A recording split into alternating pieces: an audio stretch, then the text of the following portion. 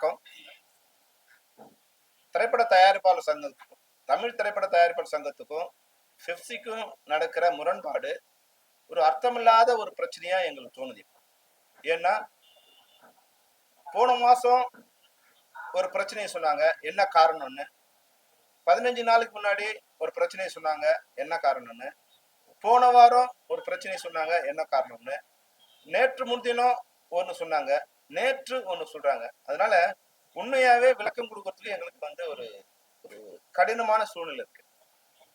ஆனாலும் என்ன நிலைப்பாடுங்கிறத நான் அவங்களுக்கும் உங்களுக்கும் உங்க மூலமா எல்லாருக்கும் தெரிவிக்க விரும்புறேன். பெப்சி எந்த ஷூட்டிங்கும் நிறுத்த விரும்பல. யாரோட படப்பிடிப்பும் நாங்க நிறுத்தல. யாரெல்லாம் எங்களோட ஒர்க் பண்ண விருப்பப்படுறாங்களோ அவங்களோட ஒர்க் பண்ணுவோம் அப்படின்னு நாங்க தெளிவா சொல்லிடுவோம். ஒர்க் பண்ணாதவங்களை போய் நான் எங்களோட ஒர்க் பண்ணணும்னு சொல்லவும் இல்லை, ஒர்க் பண்றவங்கள நாங்க ஸ்டாப் பண்ணுவோம். இதுதான் இப்ப எங்களோட நிலைமை. இப்ப அவங்களுடைய கூற்றுப்படியே நாங்க எங்களுடைய தெளிவான நிலையை, அதாவது 10/3/2025 தமிழ் திரைப்பட தயாரிப்பு சங்கத்துக்கும் பெப்சிக்கும் இருந்த ஒப்பந்த ஊதியம் முடிவடைந்து விட்டது. அந்த ஊதியம் ஒப்பந்தம் முடிஞ்சிடுச்சு.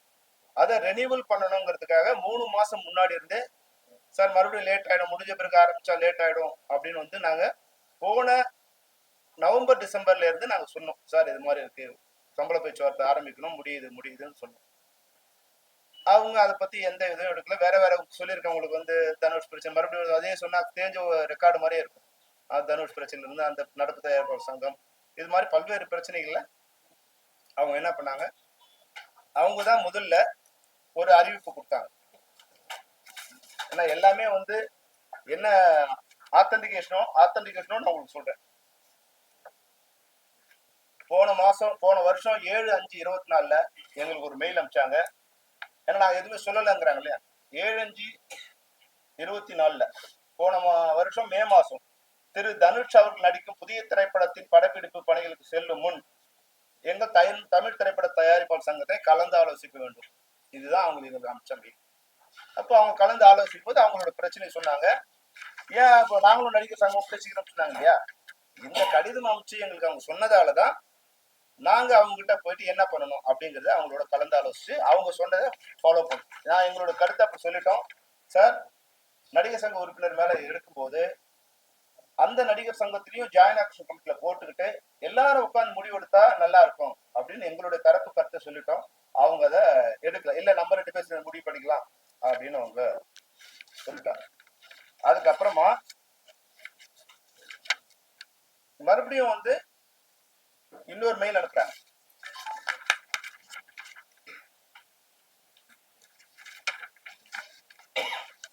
நடிகர் சிம்பு பிரச்சனை முடிவு வரல.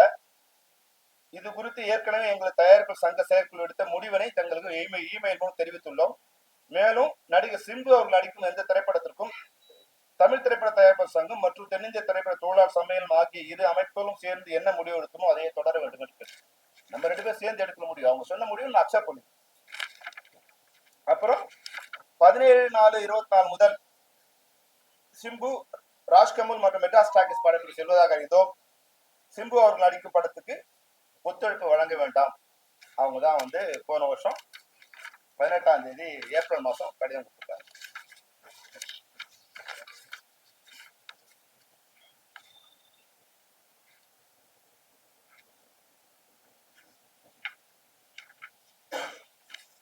இது மறுபடியும் போன வருஷம்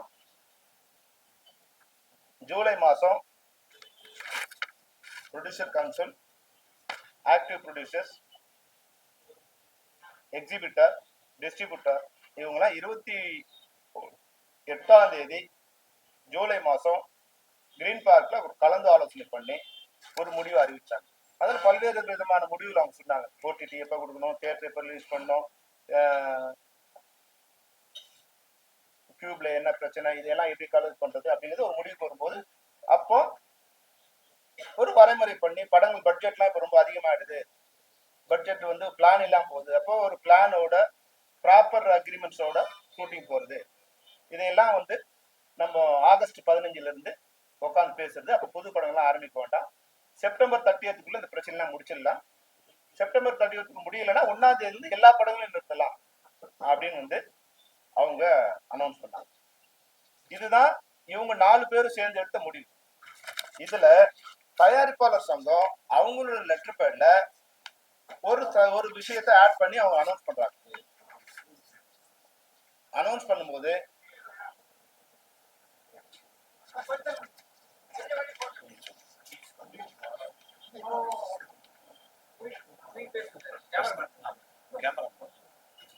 தனுஷ் அவர்கள் வந்து நிறைய பேருக்கு அட்வான்ஸ் வாங்கிட்டதால கொஞ்சம் உள்ள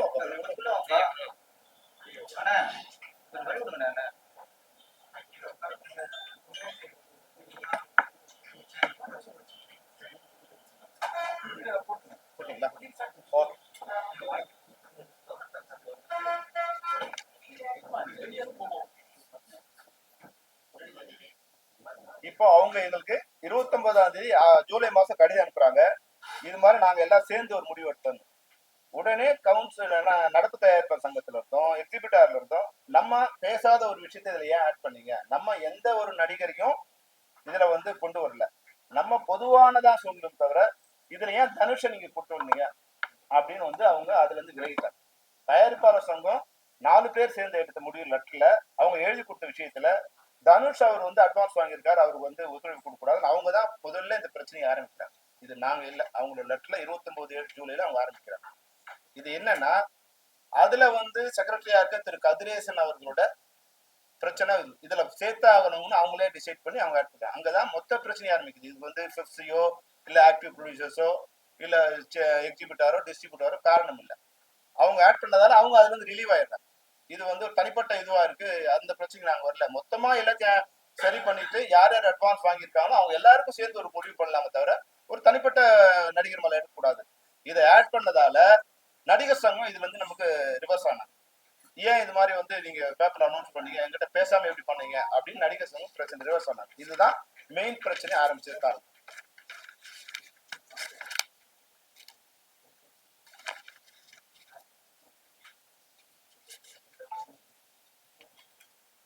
அப்புறம் இந்த பிரச்சனை வந்த பிறகு ஆகஸ்ட் 2ஆம் தேதி அவங்க எங்களுக்கு கூப்பிட்டு பேசுறாங்க. இது போல வந்து நாங்க ஒரு முடிவு எடுத்திருக்கோம். அப்ப நடிகர் சங்கம் வராங்க, நடிகர் சங்கம் கேட்கறாங்க, எங்களை கேட்காம எப்படி நீங்க அது முடிவு எடுத்தீங்க, நாங்க இதுல பார்ட்டி இல்லையா, எங்கிட்ட கலந்து ஆலோசிக்கணும் இல்லையா.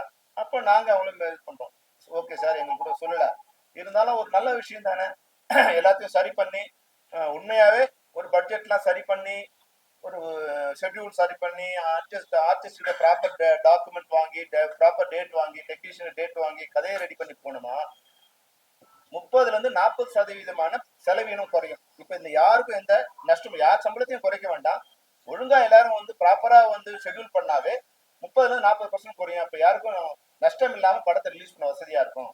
அதனால இது ஒரு நல்ல விஷயம் தான் சார், இது பெருசு பண்ண வேண்டாம், நாங்க நடிகர் சங்கத்தையும் அவங்க எல்லாருமே காம்ப்ரமைஸ் பண்ணி அன்னைக்கு அந்த பேச்சுவார்த்தையை தொடங்கும். அப்பதான் வந்து ஆகஸ்ட் 16 இருந்து புதுப்படம் ஆரம்பிக்க கூடாது, செப்டம்பர் 30 வரைக்கும் இதை முடிச்சிடணும், இல்லைன்னா 1ஆம் தேதியில இருந்து அவங்க இது பண்ணிக்கலாம். அப்போ தனுஷ் படத்துக்கு போக கூடாதுன்னு அப்போ பிரச்சனையை ஆகஸ்ட் மாசம் 16ஆம் தேதிக்கு அப்புறம் புதுப்படம் ஆரம்பிக்க கூடாது, தனுஷ் படம் ஆரம்பிக்க கூடாதுன்னு சொல்லி அப்பதான் நிறுத்துறாங்க. அப்போ நாங்க என்ன பண்ணோம், 16ஆம் தேதிக்கு முன்னே அந்த படம் எங்கெல்லாம் ஷூட்டிங் நடந்தது, எத்தனை நாள் ஷூட்டிங் நடந்தது, அதனால இது பழைய படம் இல்ல, இது சாரி இது புதிய படம் இல்ல, இது பழைய ஏற்கனவே நடந்த படம், அவங்க வந்து அனௌன்ஸ் பண்ணாம ஷூட்டிங் பண்ணாங்க அப்படிங்கிறத அவங்களுக்கு எக்ஸ்பிளைன் பண்ணும். இது எங்கிட்ட இருந்த ரெக்கார்ட்ஸ், எங்க மெம்பர்ஸ் பேட்டா வாங்கின ஸ்லிப்பு, ஷூட்டிங் நடந்த இடம், இதையெல்லாம் கொண்டு கொடுக்கணும். இல்ல இல்ல இதெல்லாம் அவங்களே மேனேஜ் பண்ணிட்டாங்க, நடத்தக்கூடாது. அப்போ அந்த படம் நடக்கக்கூடாதுங்கிறது தான் அவங்க வந்து புரியா இருக்காங்க தவிர எந்த சட்டத்திட்டத்துக்கும் இல்லாம பண்ணும்போது எங்களுக்கு வந்து ஒரு சின்ன வருத்தம் வந்து, சார் இது என்ன சார்னா, இல்ல சார் கதிரேசன் மேட்ச் இருக்கு அது முடிச்சுக்கலாம், அதுக்கு முன்னாடி அவங்க டேட்டு கேட்டாங்களா அதெல்லாம் எனக்கு தெரியாது. எங்களை கூட்டு உட்காரும் போது ஷூட்டிங் ஆன் டேட்ல எல்லாம் வந்து எங்களோட வண்டி எல்லாம் சென்னையில இருந்து தேனி வரைக்கும் ஏறக்குறைய வந்து அந்த 500 கிலோமீட்டர் தூரத்துல வந்து ஒரு 50 வண்டி நிக்குது அங்கங்க ரோட்ல, செங்கல்பட்டுல, விழுப்புரத்துல, திண்டிவனத்துல, மதுரையில, இதுல இருந்து அந்த வண்டி அங்கங்க நிக்குது. இப்போ ப்ரொடியூசர் கவுன்சில் மீறி போறதா இல்ல வந்து ரிட்டர்ன் ஆகுறதா அந்த கன்ஃபியூஷனே இருக்கும்போது நாங்க அந்த பேச்சுவார்த்தை, அதை பத்தி நான் ஏற்கனவே நிறைய தடவை சொல்லிட்டேன், அதை மறுபடியும் நாங்க ரிப்பீட் பண்ண விரும்பல. ஒரு கன்ஃபர்மேஷன் வந்து ஒரு 1 மந்த்துக்குள்ள முடிச்சிக்கலாம், அதுக்குள்ள நம்ம ஷூட்டிங் நடக்கட்டும்னு எல்லாரும் கன்வின்ஸ் பண்ணி அவங்களை அனுப்பிச்சிட்டோம். அப்புறம் நடிகர் சங்கம் சொன்னாங்க, அவங்க ஒரு கொஞ்சம் அமௌண்ட் வந்தாங்க. அப்புறம் நாங்கள் பேசுவோம், கொஞ்சம் சரி வந்து அது சரியா வரல. அப்போ நாங்கள் வந்து அதுல ரிலீவ் ஆயிட்டோம். இனிமேல் உங்களோட எதிர்பார்க்கணும். ஆனா கவுன்சில்ல இருந்து இன்னைக்கு அவங்க அன்னைக்கு மறுநாள் கொடுக்கும்போது நாங்க பணமே கேட்கல, டேட் தான் கேட்டோம். அதை நீங்க வேணும்னா அதுல சம்பந்தம் அன்னைக்கு செல்வமணி மட்டும் இல்ல, பெப்சி மட்டும் இல்ல, நடிகர் சங்கமும் இருந்தாங்க, ஆக்டிவ் ப்ரொடியூசரும் இருந்தாங்க, ப்ரொடியூசர் கவுன்சிலும் இருந்தாங்க. ஏறக்குறைய வந்து ஒரு 100 பேர் அன்னைக்கு அந்த மீட்டிங்ல கலந்துக்கிட்டாங்க. நீங்க யாரை வேணாலும் கேட்கலாம், நடிகர் சங்க தலைவர்ல இருந்து, இல்ல ஆக்டிவ் ப்ரொடியூசர்ல இருந்து, இல்ல ப்ரொடியூசர் கவுன்சிலே கலந்துக்கிட்டோம், நீங்க கேட்கலாம். இதுதான் அன்னைக்கு பேசப்பட்ட விஷயம். நாங்க ஒரு 10 நாளுக்குள்ள இதை நெகோசியேட் பண்ணி இவ்வளவுதான் மேக்சிமம் எங்களால பண்ண முடியும் சொல்லி, அதுக்கு மேல என்ன எங்களால பண்ண முடியாது சொல்லி ரிலீவ் ஆயிட்டோம். நீங்க ஒரு உறுதி கொடுத்தீங்களே, நாங்க பண்ணலைன்னா இவ்வளவு எங்களால பண்ண முடியும்னு சொல்லிட்டு நாங்க ரிலீவ் ஆயிட்டோம். அதுதான் அன்னைக்கு நடந்தது.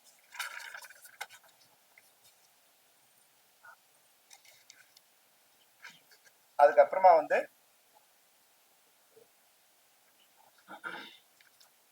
மறுபடியும் இப்போ வந்து செப்டம்பர் முடிஞ்சிச்சு, அக்டோபர்ல ஷூட்டிங் ஆரம்பிக்கணும். அக்டோபர் 4ஆம் தேதி வந்து விஜயோட படம் ஆரம்பிக்கும். அந்த படம் ஷூட்டிங் போகக்கூடாது அப்படின்னு வந்து மறுபடியும் பிரச்சனை. நாங்க ஏற்கனவே உங்களுக்கு சொன்னோம், பல்வேறு எங்களோட வேண்டுகோளுக்கு இணங்க அவங்க ஷூட்டிங் வச்சிருக்காங்க. அது மட்டும் இல்லாம வந்து ஆகஸ்ட் 4ஆம் தேதியில இருந்து பெப்சி ஸ்டுடியோவில் ஒர்க் நடக்குது அப்படிங்கிற டீட்டெயில் அவங்க கொடுத்தோம். இதெல்லாம் கொடுத்து இந்த ஆகஸ்ட் 16 பேர் தான் நீங்க ஆரம்பிக்க கூடாது, ஆகஸ்ட் 4ஆம் தேதியில இருந்து இந்த ஒர்க் நடந்துட்டு இருக்கு, ஏறக்குறைய 500 பேர் அங்க ஒர்க் பண்ணிட்டு இருக்காங்க அப்படிங்கிற டீட்டெயில் எல்லாம் அவங்க கொடுத்து பேங்க்ல டிரான்ஸ்ஃபர் பண்ணது, அவங்க அமௌண்ட் வந்து எப்போ அவங்க டிரான்ஸ்ஃபர் பண்ணாங்க, டெக்னீஷியன் எப்போ டிரான்ஸ்ஃபர் பண்ணாங்க, எல்லாத்தையும் கொடுத்து ரெக்வஸ்ட் பண்ணி எங்களுக்கும் அங்க வந்து வேலை நடந்தா நல்லது, இல்லாட்டி அவங்க வெளியே எங்க போனாலும் எங்களோட மெம்பர்ஸ்க்கு பாதிக்கப்படும் ரெக்வஸ்ட் பண்ணி அந்த ஷூட்டிங் நீங்க ஆரம்பிச்சோம். அதுக்கப்புறமா இந்த எல்லா ஷூட்டிங் நிறுத்தியாச்சு. நம்ம உடனே முடிக்கணும் ஆரம்பிச்சு இது வரைக்கும் 5 நாள் தான் உட்காந்து பேசி, இந்த இது வந்து 5 நாள் தான் பேசி என்னெல்லாம் பண்ணணும்னு நினைச்சோமோ அதுல அவங்களோட நோக்கம் வந்து அதை நடத்தி போனோங்கிறது இல்லை. அதனால நாங்க வந்து மறுபடியும் வந்து அவங்களுக்கு வந்து ஒரு கடிதம் கொடுத்தோம் நவம்பர்ல. என்னன்னா நம்ம வந்து இந்த இதெல்லாம் பேசி முடிச்சிட்டோம், இது மறுசீரமைப்புலாம் பேசி முடிச்சிட்டோம், டைரக்டர் கிட்டலாம் நீங்க என்ன கேட்டீங்களோ அதெல்லாம் வாங்கிட்டோம். நடிகர் சங்கம் நீங்க 31 கோரிக்கை கொடுத்தீங்க, அதுல 27 கோரிக்கை அவங்க எடுத்துக்கிட்டாங்க. அப்போ வந்து ஏறக்குறைய வந்து ஒரு 80% சக்சஸ் ஆயிடுச்சு. அதனால வந்து டைரக்டரும் அவங்களுடைய என்னென்ன கட்டுப்பாடு அதை ஒத்துக்கிட்டாங்க, கேமராமேனும் அக்செப்ட் பண்ணிட்டாங்க, மேனேஜர்ஸும் ஒத்துக்கிட்டாங்க, எடிட்டர்ஸ் ஒத்துக்கிட்டாங்க. இதெல்லாம் ஒத்துக்கிட்டோம், முதல்ல சைன் பண்ணிட்டோமா இதுக்கு போகலாம், நடிகர் சங்கத்தை அடுப்போம், ஃபைனலாக போய் பேசி கையெழுத்து வாங்கிக்கலாம். ஆனால் அவங்க கையெழுத்து போட்டு முதல்ல லெட்டர் அனுப்பிச்சிட்டாங்க, என்னன்னா ஓகே எது ஓகே இல்லைன்னு அவங்க லெட்டர் அனுப்பிச்சிட்டாங்க. அப்புறம் அப்போ வந்து என்ன சொல்றாங்க, இல்ல இல்ல இந்த ஏற்கனவே நாங்க பேசியிருக்கோம், அது நீங்க ஆக்சுவலி இது பண்ணல, தனுஷு, சிம்பு, விஷால் அவங்க மேல வந்து நீங்க வந்து நான் கோஆபரேஷன் கொடுக்கணும், அது கண்டினியூ பண்ணுவோம், அது பண்ணாதான் இதை வந்து கையெழுத்து போட முடியும் அப்படின்னு வந்து நெருக்கடியை அவங்க கொடுக்குறாங்க. அப்ப நாங்க வந்து அந்த நெருக்கடிக்கு நம்ம பதில் நடத்தோம். விஷால் மேல எதுக்கு நெருக்கடினா, விஷால் வந்து கவுன்சில் இருக்கும்போது எல்லா பணத்தையும் வந்து காலி பண்ணிட்டாரு. அப்போ அவர் தலைவர், அப்போ செக்ரட்டரியா இருந்தவர் தான் இப்போ செக்ரட்டரி. அப்போ தலைவர் மேல நடவடிக்கை, செக்ரட்டரி மேல நடவடிக்கை இல்லையா? இந்த செக்ரட்டரியை உட்காந்து அந்த தலைவர் மேல நடவடிக்கை எடுக்கணும் எப்படி சார் வந்து அது ஒருதலை பட்சமா இருக்கு, அது நியாயமா இல்லை, அது வந்து எப்படி நாங்க நீங்க சொல்றதுக்கெல்லாம் எப்படி சரி பண்ண முடியும் அப்படின்னு அங்க ஒரு சின்ன 2வது டிஸ்பியூட் எங்களுக்குள்ள அங்க வந்து ஆரம்பிச்சது. அதனால வந்து அந்த துப்பறிவாளன் படை ஒர்க் பண்ணும்போது நாங்க அதை ஆலோசனை பண்ண முடியும் சார், உடனே எங்களால பண்ண முடியாது அப்படிங்கிறத சொல்லிட்டு, நீங்க நடிகர் சங்கத்தையும் இந்த ஜாயின் ஆக்ஷன் கமிட்டியில கொண்டு வந்துட்டு 3 பேரும் சேர்ந்து என்ன முடிவு எடுத்தாலும் ஓகே, நம்ம 2 பேரும் அந்த முடிவு எடுக்க முடியாது அப்படிங்கறத சொல்லிட்டு வந்தோம். அது வந்து நவம்பர் மாசம் நடந்துச்சு.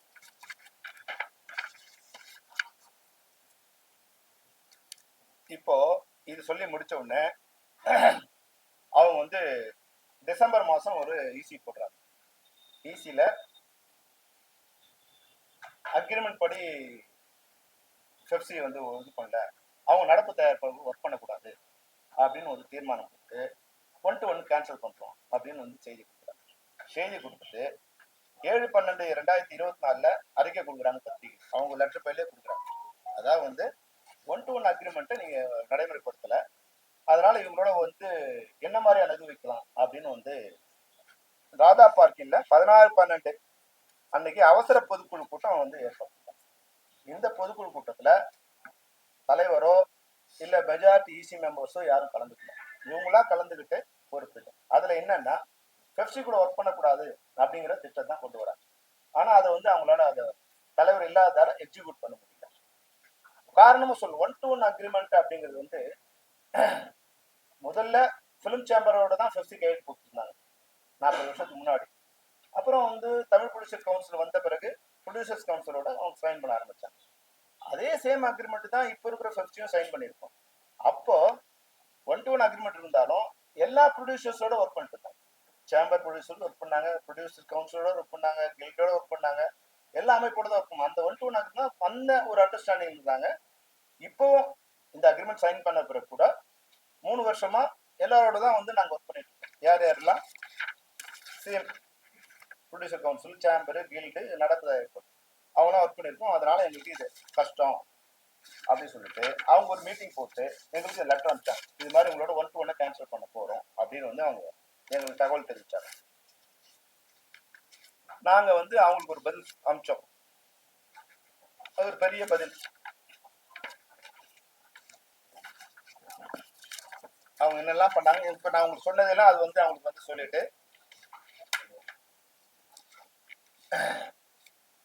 தமிழ் திரைப்படத்துறை பாதுகாக்க தமிழ் திரைப்பட தயாரிப்பாளர் சங்கத்திற்கு அனைத்து சமயங்களிலும் தோளோடு தோல் நின்ற தென்னிந்திய திரைப்பட தொழிலாளர்கள் மீது குற்றம் சுமத்துவது மனவேதனை ஏற்படுத்துகிறது. ஏன்னா அதுல ரொம்ப எங்களை பத்தியான தரக்குறைவான விமர்சனம் முதல் கீழே இருக்கிற அவங்க பேசுறது வரைக்கும் அவங்க வந்து அதை பேச அலோவ் பண்ணி அதை வந்து அது ரெக்கார்ட் கிரியேட் பண்ணாங்க.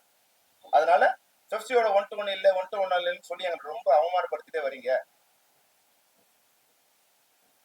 அது மட்டும் இல்லாம கதிரேசன் ராதாகிருஷ்ணாவை இணைந்து கையெழுத்திட்ட ஒரு அறிக்கையில் பெப்சியோட 1-to-1 உறவு இல்லை என்ற அறிக்கை வெளியிட்டிருந்தீர்கள். அதை எங்களுக்கு அனுப்பாம 1-to-1 கேன்சல்னா அது எங்களுக்கு தான் அனுப்பணும். நீங்க இதை எங்களுக்கு அனுப்பாம வந்து நீங்க பத்திரிகைகள் கொடுத்துட்டு பத்திரிகைக்காரங்க எங்களுக்கு அனுப்பிச்சிருக்காங்க. நீங்களும் நானும் கையெழுத்து போட்டோம். அந்த கையெழுத்து போட்ட இது வந்து அக்ரிமெண்ட் கேன்சல் ஆகுதுன்னா அது நீங்க எங்களுக்கு சொல்லணும். பத்திரிகை கொடுத்துட்டு பத்திரிகை வந்து எங்களுக்கு இது அனுப்பிச்சிருக்காங்க. பத்திரிகை செய்தியா எங்களுக்கு கடிதம் வருது தவிர எங்களுக்கு வந்து ப்ராப்பரா நீங்க அனுப்பல. அதனால நீங்க வந்து இப்ப தலைவரோ பெரும்பான்மையான செயற்குழு உறுப்பினரோ இல்லாம பொதுக்குழு பேர்ல கூட்டத்தை நடத்தி எங்களை வந்து அவதூறா பேசியிருக்கீங்க. இது வந்து எங்களை வந்து உங்களோட உதவி பண்ண எங்களை அவமானப்படுத்துற மாதிரி இருக்கு.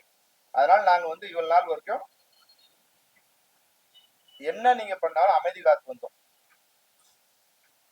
அதனால உங்களுக்கு வந்து ஒரு விஷயம் சொல்ல வருவோம். இனிமே எங்களோட விருப்பப்பட்ட தயாரிப்பாளர்களும் நாங்க பணிபுரிகிறோம். எங்களை தொடர்ந்து அவமானப்படுத்துவது எங்களால் ஏற்றுக்கொள்ள இயலாது என்று வருத்தத்தை. இதுதான் நாங்க அமைச்ச கடிதம். எங்களை விரும்புகின்ற தயாரிப்பாளர்களோடு நாங்கள் பணிபுரிவோம். எங்களை தொடர்ந்து அவமானப்படுத்த எங்களால் ஏற்றுக்கொள்ள. நான் உங்களோட ஒர்க் பண்ண மாட்டேன்னு எந்த வகையும் அது இல்லை. நாங்க எங்களோட ஒர்க் பண்ண விருப்பப்பட்டீங்கன்னா நாங்க உங்களோட ஒர்க் பண்றோம் அப்படிங்கிறது தான் அந்த கடிதம் அவங்களுக்கு கொடுத்தோம். உடனே அவங்க ஒரு லெட்டர், பெரிய லெட்டர் அனுப்பிச்சுட்டு நீங்க வந்து 1-to-1 கேன்சல் நீங்களே சொல்லிட்டீங்க, உங்க இஷ்டம் போல செயல்படலாம்னு சொல்லிட்டீங்க, அதனால 1-to-1 கேன்சல் பண்றோம் அப்படின்னு அவங்க வந்து ஒரு கடிதம் அவங்க தலைவர் கையெழுத்து போட்டு அனுப்பிச்சிருந்தாங்க. அதுல நிறைய குற்றச்சாட்டு சொன்னாங்க. நாங்க ஃபைனலா வந்து இந்த வருஷம் பொங்கலுக்கு முன்னாடி 10ஆம் தேதி ஜனவரி ஒரு கடிதம் கொடுத்தோம். தமிழ் திரைப்பட தயாரிப்பாளர் சங்கத்திற்கு மாண்பிற்கு குறைவான தரம் தாழ்ந்த தவறான தகவல்களோடு பொய்யான குற்றச்சாட்டுகளுடன் கூடிய தங்களின் கடிதம் கிடைக்கப்பட்டோம். எங்களின் தரம் குறையும் என்பதால் உங்களின் தவறான குற்றச்சாட்டுகளுக்கு பதிலளிக்க விரும்பவில்லை. மதியாத தலைவாசல் மிதியாத என்பது தயாரிப்பாளருக்கு மட்டுமல்ல தொழிலாளர்களுக்கும் உண்டு என்பதை நீங்கள் அனைவரும் புரிந்து கொள்ள வேண்டும். யாருடனும் பணிபுரிய மாட்டோம் என்று எப்போதும் உங்களுக்கு கடிதம் எழுதியதில்லை. உங்கள் விருப்பம் போல செயல்படுங்கள் என்று தெளிவுபடுத்தினோம். சம்மேளனம், தென்னிந்திய திரைப்பட வர்த்தக சபை, தமிழ் திரைப்பட தயாரிப்பாளர் சங்கம், தமிழ் திரைப்பட நடப்பு தயாரிப்பாளர் சங்கம், தென்னிந்திய திரைப்பட மற்றும் தொலைக்காட்சி தயாரிப்பாளர் சங்கம் ஆகிய அனைத்து தயாரிப்பாளர் சங்கங்களோடும் சுமூகமாகவும் இணக்கமாகவும் பணிபுரிய விரும்புகிறது என்பதை தங்களுக்கு அன்புடன் தெரிவித்துக் கொள்கின்றோம். இதுதான் நாங்க அவங்களுக்கு அனுப்பிச்ச கடிதம். அவங்களே இந்த ஒரு கேஸ் கிரியேட் பண்ண ஒரு லெட்டர் கிரியேட் பண்றது இருக்கு இல்லையா, போகஸா லெட்டர் கிரியேட் பண்ணி அவங்களே ஒரு லெட்டர், நீங்க இது மாதிரி கேன்சல் ஆயிடுச்சுன்னு சொன்னீங்க, உங்களோட விருப்பம் இல்லைன்னு சொன்னீங்க, அதனால நாங்க வந்து தனியா ஒரு சேம்பர், நாங்க ஒரு சம்மேளனம் நாங்களே ஆரம்பிச்சுக்கிறோம் அப்படின்னு வந்து அவங்க அதுல வந்து போட்டு எப்பவுமே அவங்க இப்படிதான் போடுவாங்க லெட்டர் அனுப்புவோம்.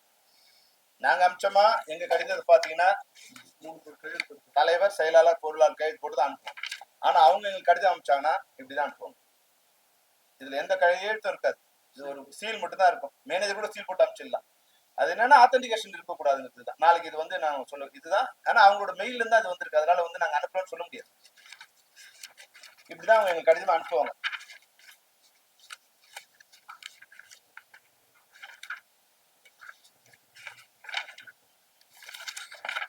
இப்ப புதுசா என்னன்னா இப்போ வந்து நாங்க வேற ஒரு இது சைன் பண்ணோம், அக்ரிமெண்ட் சைன் பண்றோம். மார்ச் மாசம் 30ஆம் தேதி 10ஆம் தேதி அக்ரிமெண்ட் முடியுது. மறுபடியும் அக்ரிமெண்ட் போடணும்னு அவங்க வந்து பல முறை சொன்னோம். அப்புறம் 27ஆம் தேதி பிப்ரவரி மாசம் அவங்களுக்கு ஒரு கடிதம் அனுப்பிச்சோம்.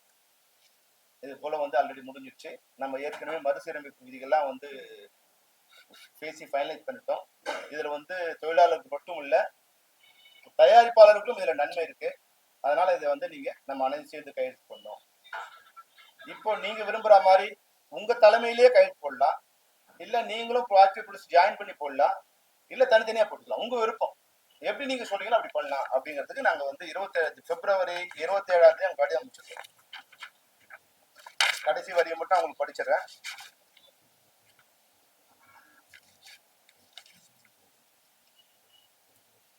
தயாரிப்பாளர் சங்க தலைமையிலோ, அதாவது அவங்க தான் தலைமை, அவங்க தான் சைன், இப்ப எப்படி முன்னாடி சைன் பண்ணுமோ அது உங்க சங்க தலைமையிலேயோ அல்லது தமிழ் திரைப்பட தயாரிப்பாளர் சங்கம் மற்றும் தமிழ் திரைப்பட நடப்பு தயாரிப்பு சங்கம் ஆகிய அமைப்புகள் இணைந்தோ அல்லது தனித்தனியாகவோ கையெழுத்திடலாம் என்று தீர்மானிக்கப்பட்டது.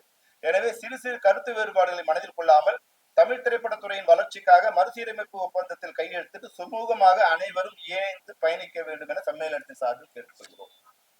இது மேல நம்ம என்ன சொன்னோம், நீங்களே சைன் பண்ணுங்க, அவங்களோட போய் சைன் பண்ண நாங்க சொல்லல. இதுக்கு வந்து எந்த பதிலும் அவங்க போடல. மறுபடியும் 2 வீக்ஸ் கழிச்சு இன்னொரு கடிதம் அனுப்புறோம். ஏற்கனவே 27/2/2025 தேதி கடிதத்தில் நாம் விவாதித்து ஏற்றுக்கொண்ட மறுசீரமைப்பு விதிகளை ஒப்பந்தத்தில் கையெழுத்து உடனே நடைமுறைப்படுத்த வேண்டும் என கடிதம் எழுதியிருந்தோம். இதுநாள் வரையில் அது குறித்து தங்கள் பதில் எதுவும் கிடைக்கவில்லை என்பதை தெரிவித்துக் கொள்கிறோம். எனவே ஒப்புதல் அல்லது ஒப்புதல் இன்மை குறித்து தாங்கள் தெரிவிக்க வேண்டுமா என்பதுடன் கேட்டுக்கொள்கிறோம். தமிழ் திரைப்படத்துறையின் தயாரிப்பாளர்கள், தொழில்நுட்ப கலைஞர்கள், தொழிலாளர்கள் இவர்கள் அனைவரது நலனையும் கருத்தில் கொண்டு நாங்கள் சில முக்கியமான முடிவுகளை எடுக்க வேண்டிய தருணத்தில் உள்ளோம். தங்களுடைய கருத்து மிகவும் முக்கியமானது என்பதால் தங்கள் கருத்தை தெரிவிக்குமாறு. இதுக்கு அவங்க எந்த பதிலும் போடல.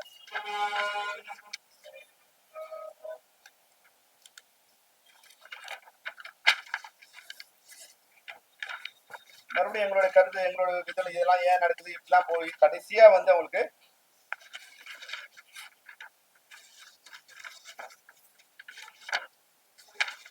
ஏப்ரல் 3ஆம் தேதி ஒரு கடிதம் வரும், கடைசி கடிதம். எப்படி நம்ம சேர்ந்து பண்ண முடியும், என்னென்ன பிரச்சனை வந்தது, இது யார் மேலும் வருத்த வேண்டாம், இதெல்லாம் மறந்துட்டு நம்ம ஒன்னா போடுவோம் அப்படின்னு வந்து அவங்க சொல்லிட்டு, நீங்க 7ஆம் தேதி வந்து விளம்பரம் இது ஆரம்பிக்கிறதா இருக்கீங்க, அது வந்து தவறான ஒரு முடிவு. அந்த முடிவை நீங்க எடுத்தீங்கன்னா 8ஆம் தேதி நாங்க உங்களோட வேலை செய்ய மாட்டோம். 7ஆம் தேதி நீங்க வந்து நாங்க வேணான்னு முடிவு எடுத்தீங்கன்னா நாங்க எங்களை யாரெல்லாம் விரும்புறாங்களோ அவங்களோட வேலை செய்யும். உங்களோட வேலை செய்ய மாட்டோம்னு சொல்லல, அது உங்களோட விருப்பம். ஆனா 8ஆம் தேதி முதல் 7ஆம் தேதி நீங்க தனியா ஒரு ஃபெடரேஷன் ஆரம்பிச்சிட்டீங்கன்னா 8ஆம் தேதி முதல் ஆச்சு ஒரு அக்ரிமெண்ட் கேன்சல் ஆயிடுச்சுன்னு சொல்றீங்க. அப்புறம் ப்ரொடியூசர் நான் ஒர்க் பண்ணும்போது எந்த அடிப்படையில நான் அவங்களோட ஒர்க் பண்றது? சம்பளம் கேட்டா என்ன சொல்லுவாரு, யாரு போய் கேட்கறது? அப்ப தயாரிப்பாளரு ஒண்ணு, தயாரிப்பாளர் சங்கம் ஒரு கன்ஃபர்மேஷன் கொடுக்கும், அது நடப்பு தயாரிப்பாளரோ இல்ல தமிழ் திரைப்பட தயாரிப்பாளரோ சேம்பரோ, இல்லைன்னா தயாரிப்பாளர் வந்து ஒரு உறுதிமொழி கொடுத்து, சார் பெப்சில வந்து ஒரு தொழில்நுட்ப கொடுங்க, நாங்க ஏற்கனவே நடைமுறையில் உள்ள ஏற்கனவே நடைமுறையில் உள்ள ஊதியத்தை உங்களுக்கு முறையாக வழங்குகிறோம் அப்படின்னு நீங்க வந்து கன்ஃபர்மேஷன் கொடுத்தீங்கன்னா நாங்க உங்களுக்கு ஒர்க் பண்ணுவோம். இதுதான் நாங்க அவங்களுக்கு அனுப்பிச்ச கடைசி சொன்னோம். இந்த ஏப்ரல் 2ஆம் தேதி நாங்க அனுப்பிச்ச கடைசி. இப்போ நீங்க இதெல்லாம் இல்லாம எந்த பிரச்சனையும் இல்லை, எல்லாத்துக்கும் நாங்க தெளிவா பதிச்சு வச்சிருக்கோம், ப்ராப்பரா வந்து கம்யூனிகேஷன் வச்சிருக்கோம். இப்போ வந்து முதல்ல ஒரு பிரச்சனை ஆரம்பிச்சு இன்னொரு பிரச்சனை கொண்டு வந்து இன்னொரு பிரச்சனை கொண்டு வந்து இன்னைக்கு நான் அவங்களோட கையெழுத்து போட்டாங்க, இந்த அக்ரிமெண்ட் கையெழுத்து போடல, இதை வந்து இன்னைக்கு இதெல்லாம் இவ்வளவு நாள் இல்லை உங்ககிட்ட கையெழுத்து போடலான்னு சொல்லி நாங்க கேட்டு நீங்க எதுவும் பதிலும் இல்லாதப்பதான் அது கூட ஒப்பந்தம் கிடையாது. மறுசீரமைப்பு இதுல என்னென்னலாம் பட்ஜெட் எப்படி போடணும், எது மாதிரியான எங்களுக்கு அக்ரிமெண்ட் போகணும், ஏதாவது எங்களுக்கு வேணும் இல்லையா, ஒரு பேப்பர் எங்களுக்கு வேணும் இல்லையா, யாரோட நாங்க ஒர்க் பண்றது? அதனால அந்த அடிப்படையில அவங்களோட ஒரு லெட்டர் ஆஃப் அரேஞ்ச்மெண்ட் தான், அதுல ஒப்பந்தம் கிடையாது. அதுல கூட வந்து இதை நாங்க தமிழ் திரைப்பட தயாரிப்பு சங்கத்தோடுவோம் கையெழுத்து போடுவோம் அப்படின்னு ஒரு இது வந்து நான் எக்ஸ்க்ளூசிவ் கிடையாது, நான் எக்ஸ்க்ளூசிவ். ஒரு நாள் நாளைக்கு மறுபடியும் இவங்க மாதிரி அவங்க எங்களோட தகராறு பண்ணக்கூடாதுங்கிற ஒரு தெளிவோட தான் நாங்க இந்த எம்ஓஏல கூட லெட்டர் ஆஃப் அரேஞ்ச்மெண்ட் சைன் பண்ணுவோம். இப்போ எங்களுக்கு ஒரு லாயர் நோட்டீஸ் அனுப்பிச்சிருக்காங்க, நாங்க எந்த இதுவும் ஆரம்பிக்கல, இப்ப ஆரம்பிக்கப்பட்டிருக்கிற தமிழ்நாடு திரைப்பட தொழிலாளர் கூட்டமைப்புக்கும் தமிழ் திரைப்பட தயாரிப்பு சங்கத்துக்கும் எந்த சம்பந்தமும் இல்லை அப்படின்னு வந்து எங்களுக்கு நோட்டீஸ் அனுப்பிச்சிருக்காங்க. லாயர் நோட்டீஸ் அனுப்புறாங்க. ஆமா, அபிஷியல் நோட்டீஸ். அவங்க இது நக்கம் லாயர் நோட்டீஸ். லாயர் நோட்டீஸ் அனுப்பிச்சு அவங்க ஸ்டேட்மென்ட் தான் நீங்க பேசும்போது அவங்க என்ன சொன்னாங்க, நாங்க தனியா ஆரம்பிக்கிறோம் அப்படின்னு அவங்க லாயர் இப்ப எங்களுக்கு நோட்டீஸ் அனுப்பிச்சிருக்காரு சார். என்னோட கிளையன்ட் தமிழ் ப்ரொடியூசர் கவுன்சில் சங்கத்துக்காக நாங்க வந்து அவங்களோட அபிஷியல் லாயர் கவுன்சிலோட அபிஷியல் லாயர் எங்களுக்கு அனுப்பிச்சிருக்காங்க. நாங்க வந்து எந்த விதமான சம்மேளனத்தையும் ஆரம்பிக்கல, தமிழ்நாடு ஆரம்பிக்கல. நீங்க யாரோ சில டெக்னீஷியன் சேர்ந்து அந்த இது ஆரம்பிச்சிருக்காங்க. அதுக்கு எங்களுக்கு கவுன்சிலுக்கும் அதுக்கு எந்த சம்பந்தமும் இல்லை. நீங்க எப்படி வந்து இது மாதிரி எங்க படத்தை நிறுத்த முடியும்? இது நாங்க இப்போ இது உண்மை நீங்க நினைச்சீங்கன்னா நாங்க சொல்றது பொய் நடத்துங்க. ஓபனா வந்து மீடியா முன்னாலதான் அவங்களே வந்து பேட்டி கொடுத்தாங்க. கீழே அந்த லாயர் நோட்டீஸ் சப்ஜாங்க கிரிக்கெட் வாங்கிட்டாங்க.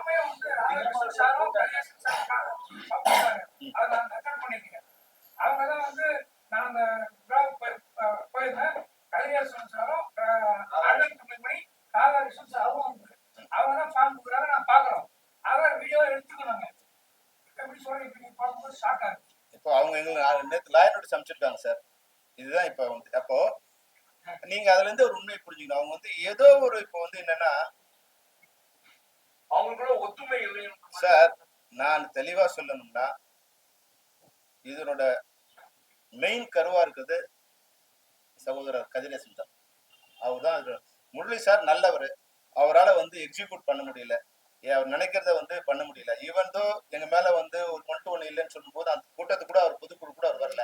அப்போ வரலன்னா நீங்க ப்ரொடியூசர் கவுன்சில் அகைன்ஸ்டா இருக்கீங்க அப்படின்னு அவர் நிர்பந்தம் கொடுக்குறாங்க. ராதாகிருஷ்ணனும் தப்பான ஆள் கிடையாது. அவர் கொஞ்சம் மருட்டுத்தனமா இருக்குமே தவிர அவரும் வந்து ஒரு சின்ன ப்ரொடியூசர் ஏதோ பண்ணணும்னு நினைக்கிறதுதான். ஆனா இதை வந்து காயின் பண்றது என்ன பொறுத்த வரைக்கும் நான் நினைக்கிற வரைக்கும் திரு கதிரேசன் தான் காயின் பண்றாரு. ஏன்னா போன முறை நாங்க சம்பள பேச்சுவார்த்தை நடத்தும் போது மெதுவா இந்த மாசம் மீட்டிங் போடுவாங்க, அடுத்த மாசம் வரைக்கும் மீட்டிங் போட மாட்டாங்க.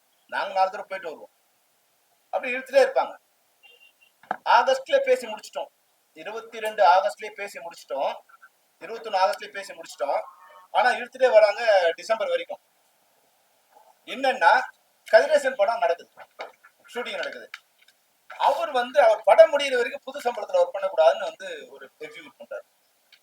அப்போ வெளிப்படையா நான் சொல்றேன், உன் படத்துக்கு பழைய சம்பளம் வாங்கிக்கப்பா, வாங்கிக்கிறோம். நாங்க எங்களுக்கு அக்ரிமெண்ட்டை சைன் பண்ணி விட்டுருப்பா, எதுக்கு வந்து இருக்கிறோம்? இல்லைண்ணே ஒரு 4-5 படம் இருக்குதுண்ணே.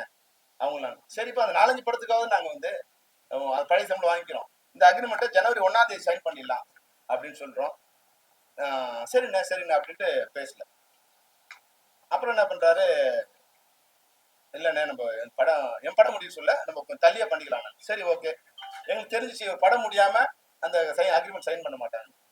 இப்போ 10ஆம் தேதி மார்ச் சைன் பண்றோம். இப்போ அப்ப 7 படம் ப்ரொடக்ஷன் இருக்கு.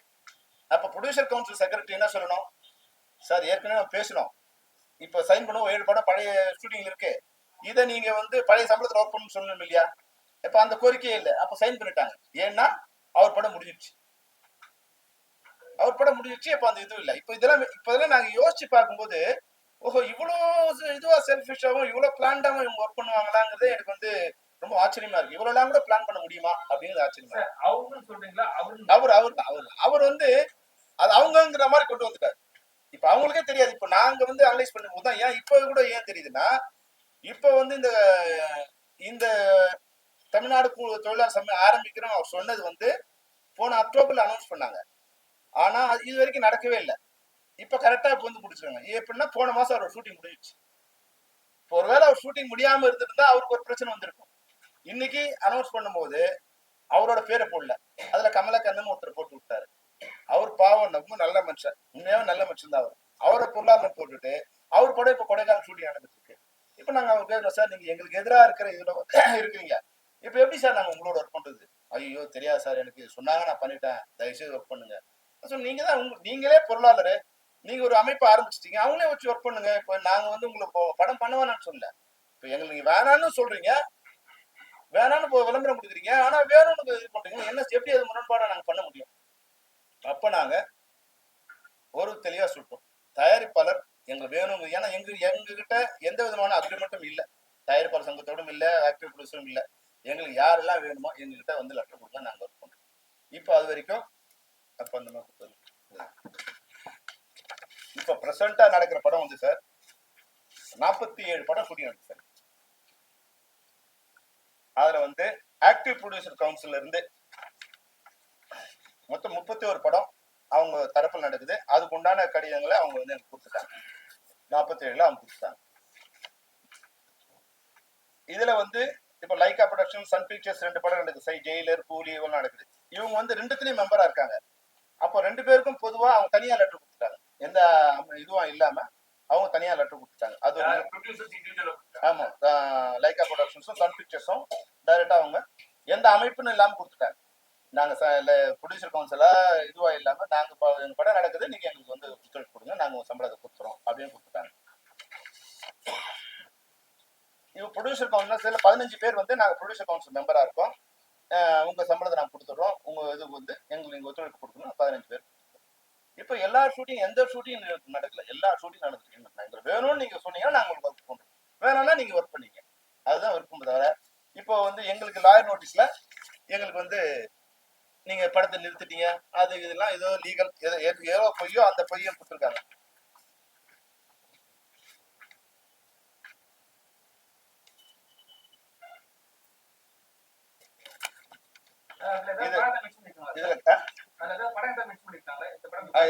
இந்த படம் இது இல்லையா? இல்ல படம் மிக்ஸ் பண்றேன். கிருஷ்ணா ரவீந்திரன் தான் கவுன்சிலோட லாயருங்க, அவர் அமைச்சிருக்காரு.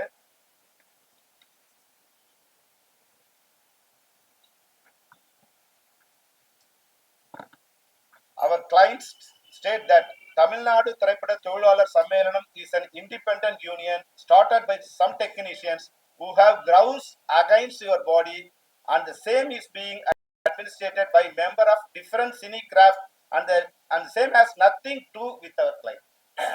இதுக்கு எங்க கிளைண்ட் யாரு? Producer council. எங்க கிளைண்ட்டுக்கும் இந்த அமைப்புக்கும் எந்த சம்பந்தமும் இல்லை.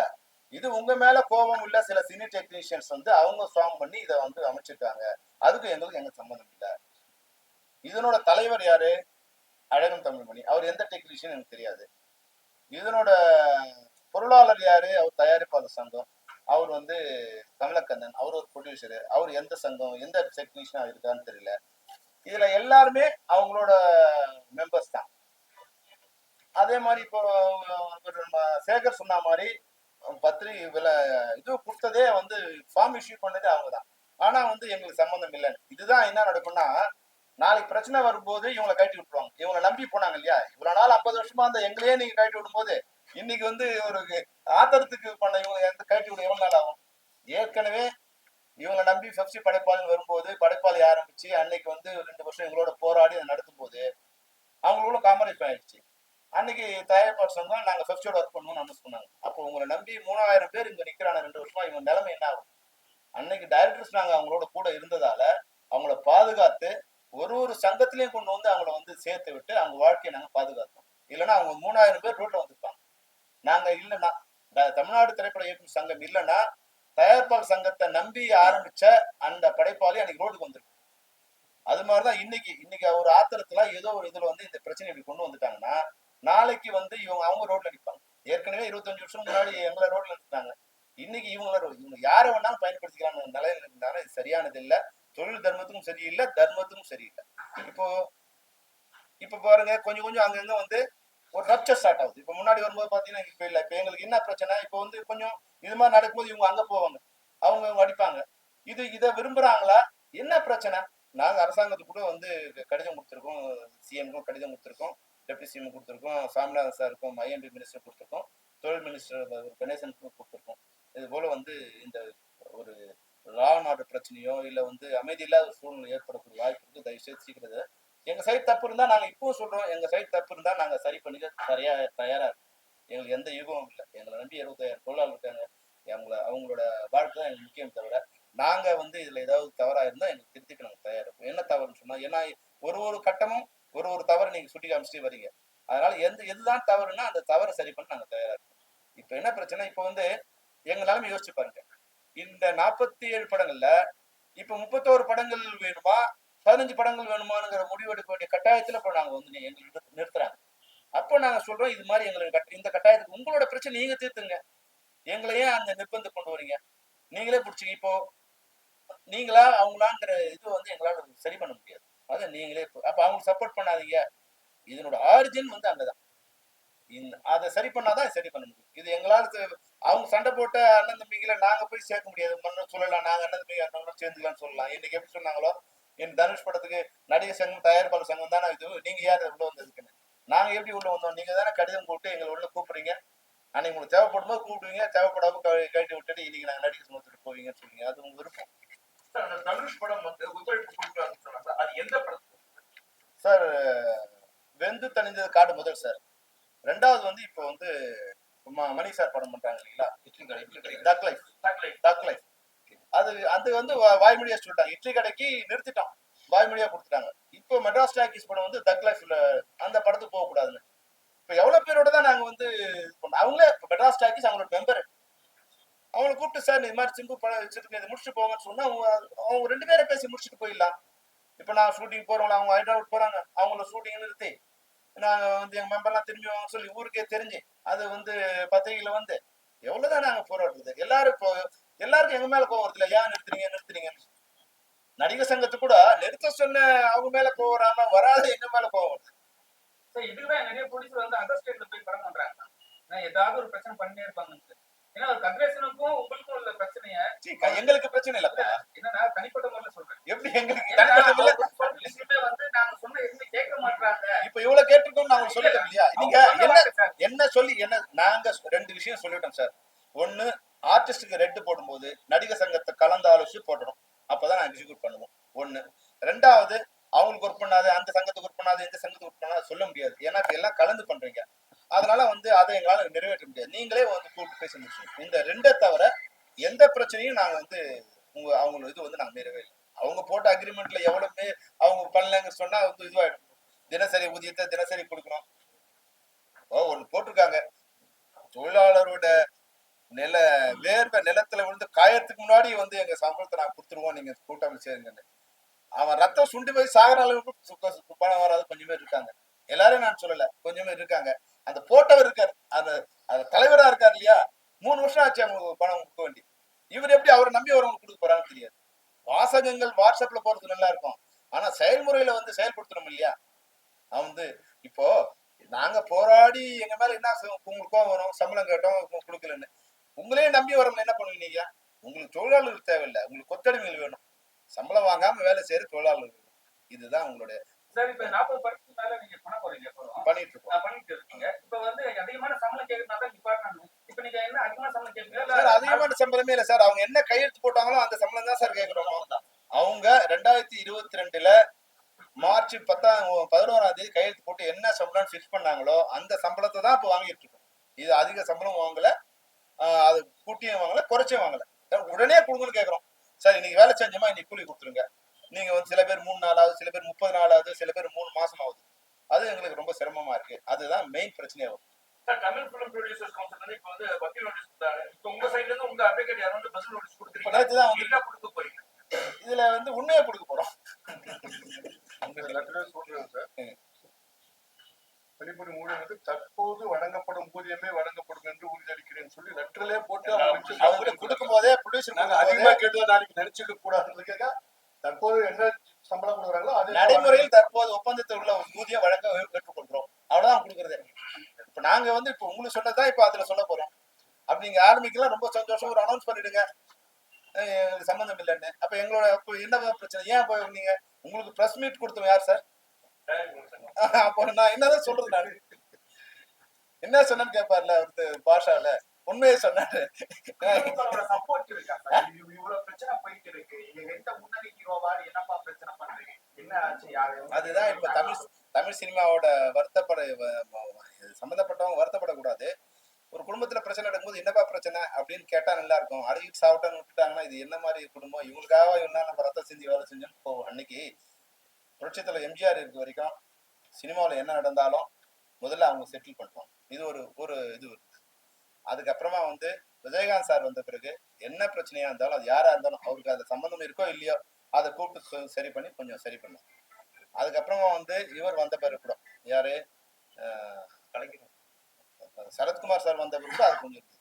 அதுக்கு அரசு தரப்புல வந்து எங்களுக்கு எப்பவுமே வந்து எங்க பிரச்சனை இருந்தா அது உடனே வந்து அது கூப்பிட்டு பெரிய பிரச்சனை வரும்போது கூட வந்து நேரடியா மினிஸ்டர் அனுப்பிச்சிட்டாரு கலைஞர். அப்போ அனுப்பிச்சு என்ன உங்க பிரச்சனை, பொன்முடியெல்லாம் நேரம் அங்க ஆபீஸ்க்கு வந்துட்டாங்க, என்ன பிரச்சனை வாங்க 2 பேரும் உட்காந்து பேசுவோம் அப்படின்னு உட்காந்து 2 பேரை வர வச்சு பேசினாங்க. இது வேணா இப்போ அது பிரச்சனையா ஒன்றும் வரல, ஏதோ சின்னதா அவங்க இருக்காங்க. இந்த முறை வந்து அரசு கிட்ட அந்த மாதிரியான இல்ல அது இப்போ அன்னைக்கு வரும்போது வந்து இல்ல இல்ல உங்களுக்கு ஏதாவது கான்ட்ரவர்ஷியல் வரணும் கேட்கக்கூடாது. இல்ல இல்ல என்னன்னா சார் அன்னைக்கு வந்து இருந்த பெப்சி வேற சார், அன்னைக்கு அடிச்சு ஓடிச்சிருவாங்க. இன்னைக்கு நாங்க வந்து அமைதிப்படுத்தி வச்சிருக்கோம். அன்னைக்கு இருந்த இது வந்து என்னன்னா அவங்க எதை பத்தியும் கவலைப்பட மாட்டாங்க. இப்ப நாங்க அவங்களை எல்லாரும் ஜனநாயகப்படுத்தி அந்த வன்முறையெல்லாம் இருக்கக்கூடாது அப்படிங்கறத நான் வந்து அவங்களை எல்லாரும் வந்து ஒரு அமைதிப்படுத்தி இப்பதான் வந்து ஒரு இப்ப பாருங்க முந்தானத்து வரைக்கும் ஆள் இல்ல, இப்போ அடுத்த லெவல் வந்துருக்கு. இப்போ ஷூட்டிங் 2-3 ஷூட்டிங்ல போய் தள்ளு நடந்திருக்கு, அது வந்திருக்கு. இப்போ வெளியே இப்போ வீடியோ அனுப்புறாங்க.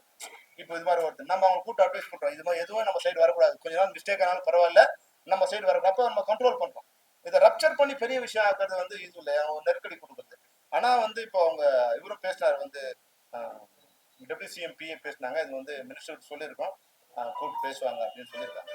அதனால அவங்களுக்கு போற அளவுக்கு இப்போ ஏதோ இவங்களுக்குள்ள நடந்துட்டே இருக்கலாம். இது வந்து இது புதுசா இல்ல, அன்னைக்கு பெப்சி படைப்பாளிங்கிறது வந்து ஒரு பெரிய அடித்தடி தகராறா வந்து வந்தது. இது வந்து வழக்கமா ஒரு 6 மாசத்துக்கு ஒரு அறிக்கை போரா இருக்கு, அது மாதிரி ஒரு அக்க போர் நினைச்சுக்கிட்டாங்க. இது ஒரு அறிக்கை விட்டுட்டு இப்ப வந்து இல்ல அப்படின்னு சொல்றதுக்கு இது ஒரு மிரட்டலா இருக்குமா பெப்சிக்கு அப்படின்றது? ஏன்னா தயாரிப்பாளர் சங்கத்துல இருந்தா அவங்களே ஒரு பிரஸ் மீட் வச்சு சொல்றாங்க, நாங்க வந்து தனிசா ஒரு சம்மேளனம் ஆட்டும் ஒரு பெப்சி ஆட்டும் புதுசா வந்து டெக்னீஷியன்ஸ் யூனியனோட எல்லாமே டோன்ல சேர்த்து ஆரம்பிக்கிறோம் அப்படின்னா இன்னைக்கு இல்லன்னு சொல்லி வக்கீல் நோட்டீஸ் மூலமா சொல்றாங்க போது முதல்ல வந்து பெப்சி மிரட்டி பார்க்கணும்னு யோசிச்சாங்களா? யாரோ ஒரு தனி நபர் அந்த மாதிரி ஆசைப்பட்டு செஞ்சதா? இல்ல அதுதான் ஒரு திட்டமிடல் இல்லாம இருக்கும். இப்போ லாயர் சொல்லியிருப்பாரு, நீங்க வந்து இது மாதிரி அனௌன்ஸ் பண்றது வந்து ஒரு ப்ரொடியூசரே வந்து ஆரம்பிக்கிறதுங்கிறது அவங்களுக்கு வந்து லீகலா வந்து பாயிண்ட் கரெக்டா இருக்கும், எங்களுக்கு சம்மந்தம் இல்லை அப்படின்னு சொல்லுங்க அப்படின்னு வந்து நாங்க லாயர்கிட்ட போகும்போது 2 பேரும் அடிச்சுட்டோம் அப்படின்னு வந்து ஒருத்தர் வராரு லாயர். லாயர் சொல்றாரு, என்னை 7 இன்ச்சு நீளமுள்ள கத்தியால் உன்னை கொண்டு விடுவேன் என்று கூறிக்கொண்டே வந்தார் அப்படின்னு அவன் சொல்ற கிளைண்ட் சொல்றான். சார் அது மாதிரி சொல்லலையே, யோ உன் கேஸ் நிக்கணும்னா அப்படிதான்.